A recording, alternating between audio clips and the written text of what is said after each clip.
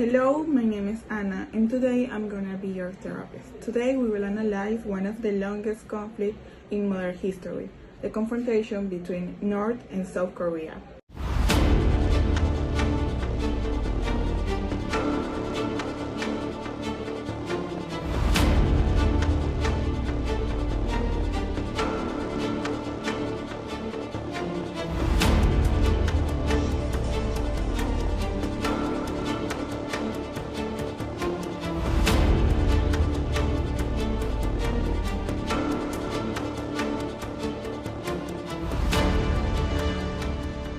To understand how we got here, we will address three key approaches: the historical context, external intervention, and ideological radicalization. In the end, we will analyze how these factors have intervened, keeping the conflict alive and complicated for over 7 decades.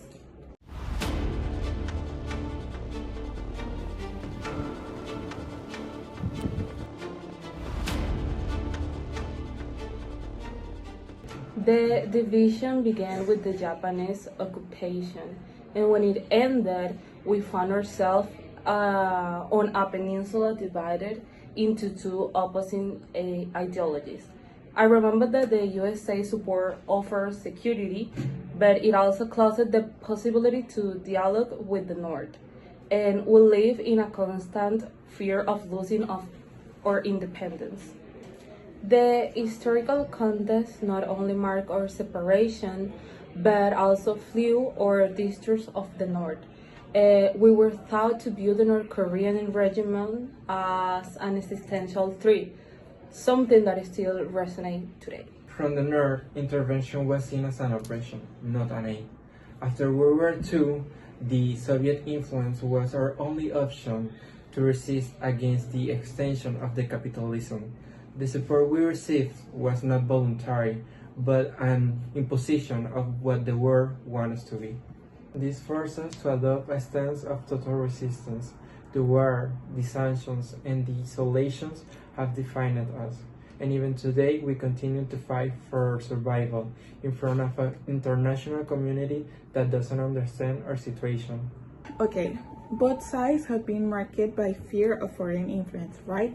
However, the historical context in which these ideologies were born fit the radicalization. When one side perceives the other as being under the influence of the external powers, the cycle of the distrust depends.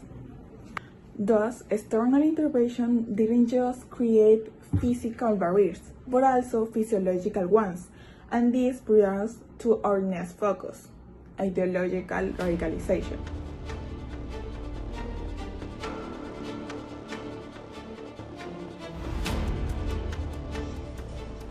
From the South, anti-communist ideologies became the cornerstone of our identity.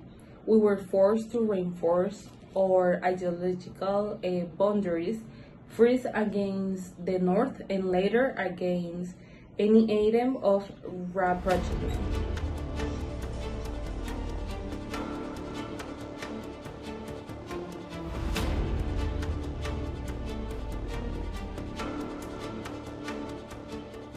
Radicalization allowed us to stand firm, but at the cost of any effort at reconciliation.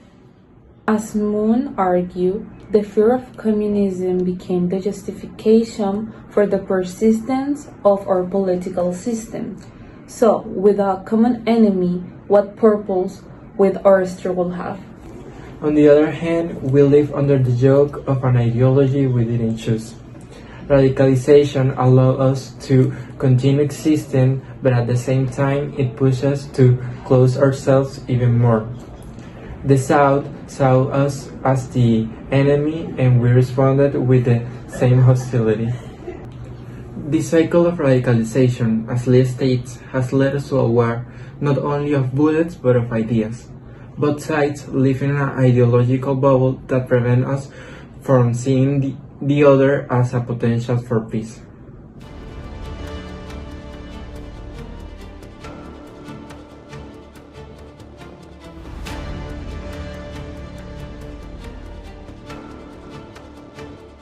Here lies the key to the conflict. Both the North and the South live under the shadow of an imposed ideologies, which have been reinforced by external intervention.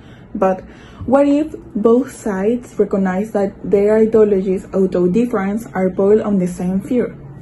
Ideological radicalization, combined with historical context and external intervention, has created a reality with both sides seeing each other as absolute enemies, with no space for reconciliation. And that leads us to the fundamental question: how can we overcome all this?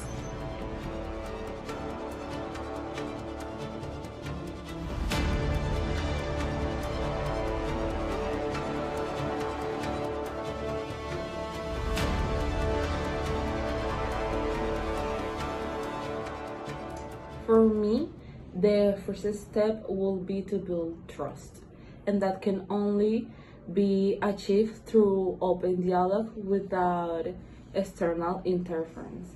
We need to talk not from fear but from understanding.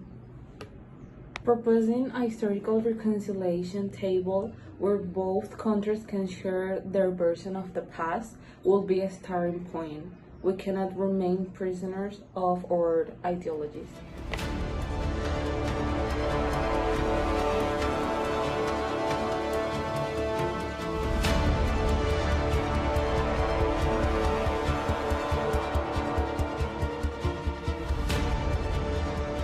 I agree, but it is essential that this dialogue be sincere and respectful, and not limited to a mere political negotiation.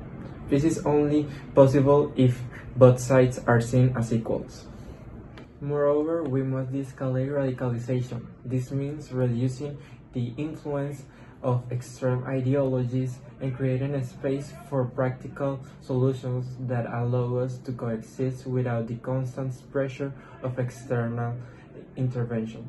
The conflict between North and South Korea has fueled by a combination of historical context, external intervention, and ideological radicalization.